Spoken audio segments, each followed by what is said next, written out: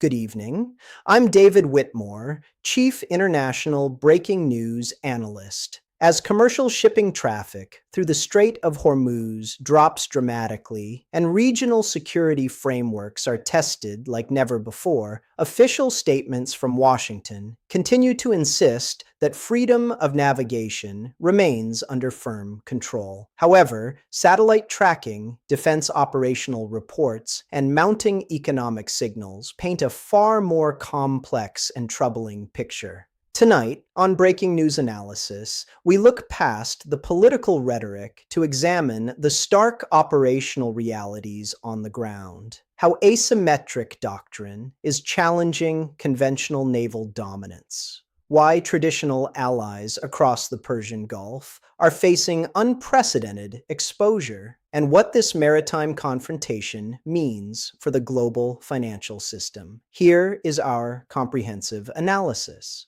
To understand the depth of the current crisis, we must first look at the widening gap between public messaging in Washington and the operational conditions inside the Persian Gulf. Over the past several weeks, senior administration officials have repeatedly assured international markets that military assets in the region are maintaining traffic through the Strait of Hormuz, a narrow waterway through which roughly 20% of the world's petroleum passes every single day. Public briefings continue to emphasize naval dominance, carrier strike group deployments, and the capability to project decisive force across maritime choke points.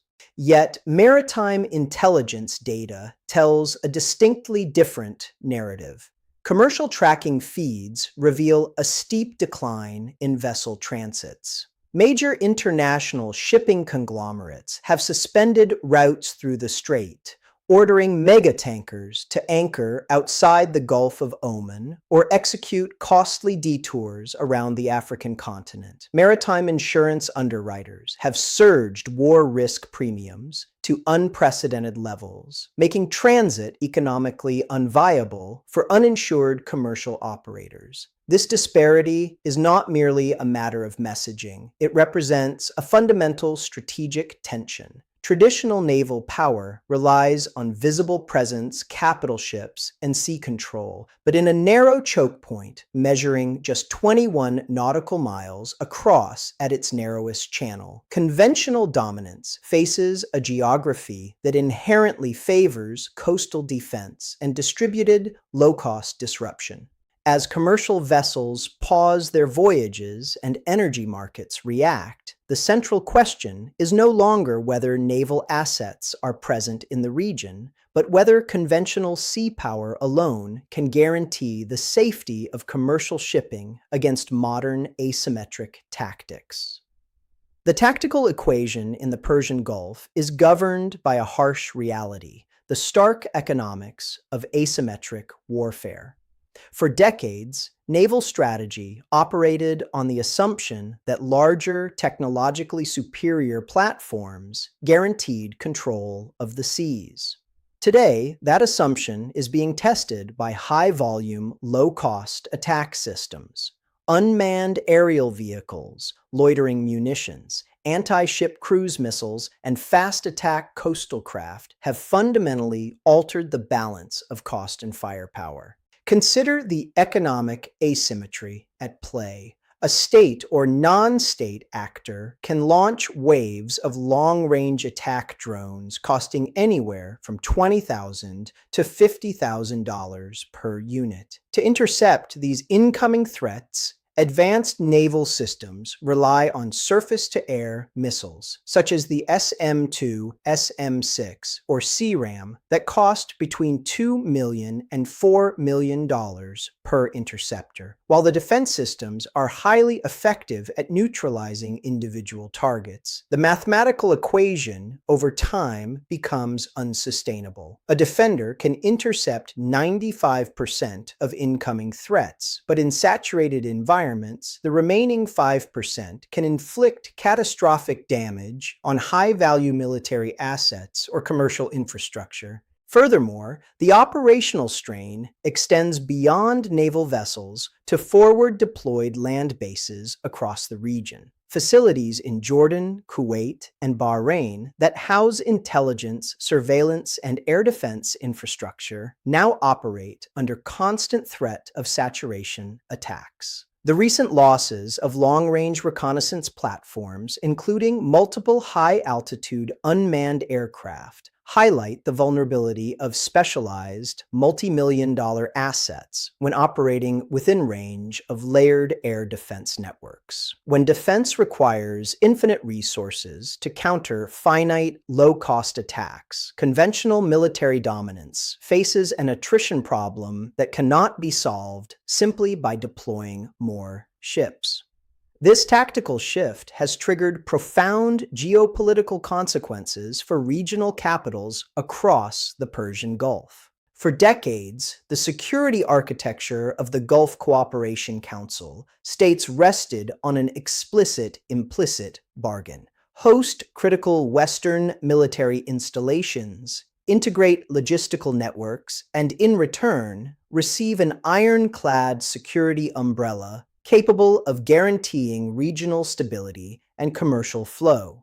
Today, that security architecture is experiencing unprecedented strain as defensive interceptor stockpiles deplete and military assets prioritize high-value tactical centers. Sovereign nations hosting forward bases find themselves directly in the line of fire. Regional infrastructure, including logistics hubs, seawater desalination plants, power grids, and port facilities, faces targeted disruptions that threaten domestic economic stability. This exposure has forced a difficult realignment among Gulf leaders. On one hand, maintaining close defense ties with Western allies remains vital for long-term intelligence and deterrence. On the other hand, the immediate vulnerability of their own domestic industries and energy export terminals has created immense pressure to reduce regional friction. We are seeing clear signs of this diplomatic balancing act.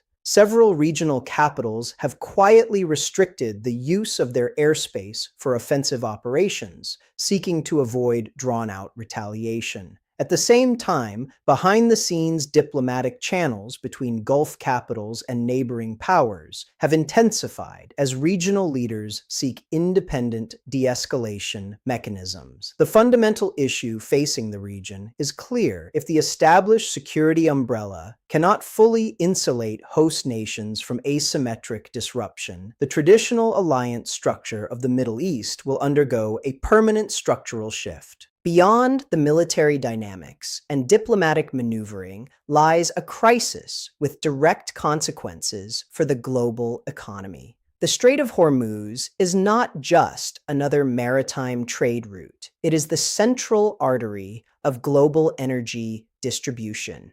Over 20 million barrels of crude oil and petroleum products, along with vast quantities of liquefied natural gas, transit through this narrow passage every single day. When transit risk rises in Hormuz, the impact is felt almost instantly across global commodity exchanges. Crude oil futures have already surged, reflecting both current supply disruptions and the high probability of long-term instability. But crude oil prices are only the first link in a much longer chain. Rising energy costs feed directly into shipping expenses, manufacturing inputs, fertilizer production, and agricultural supply chains worldwide. Furthermore, alternative export routes offer limited relief. While bypass pipelines through Saudi Arabia and the United Arab Emirates exist, their total operational capacity can absorb only a fraction of the daily volume normally transported through the strait. Pipelines also present fixed infrastructure targets, making them vulnerable to the same asymmetric threats currently disrupting maritime traffic. For consumers in North America and Western Europe, This escalation translates into immediate domestic pressures. Higher fuel prices at the pump act as an indirect tax on household income, threatening to reignite inflationary trends that central banks have spent years attempting to tame. In an interconnected global economy, maritime paralysis in a choke point thousands of miles away rapidly becomes an economic reality at home. As we step back and evaluate the broader strategic picture, three distinct scenarios emerge for how this conflict may evolve over the coming months. Scenario 1 is a negotiated tactical de-escalation. Under this pathway, informal diplomatic channels lead to an unwritten understanding that limits strikes on commercial shipping in exchange for reduced naval friction and localized sanctions relief. While this scenario restores temporary stability to energy markets, it leaves the underlying geopolitical tensions unresolved, setting the stage for future crises. Scenario 2 is a prolonged war of attrition. In this trajectory, low-intensity asymmetric strikes continue indefinitely. Conventional forces remain locked in an expensive defensive posture. Commercial traffic operates at permanently reduced capacity, and war risk insurance premiums become a permanent feature of global maritime trade. This represents a slow, systemic drain on global supply chains and military readiness.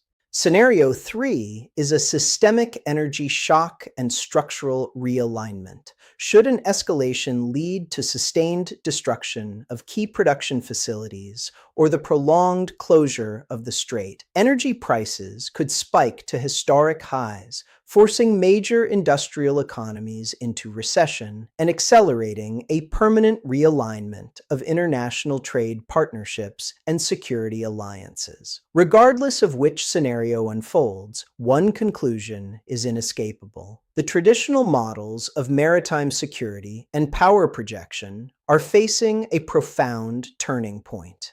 The ability to control vital sea lanes can no longer be measured purely by tonnage or advanced platforms, but by the capacity to adapt to asymmetric realities in a rapidly changing world. That concludes our analysis for tonight.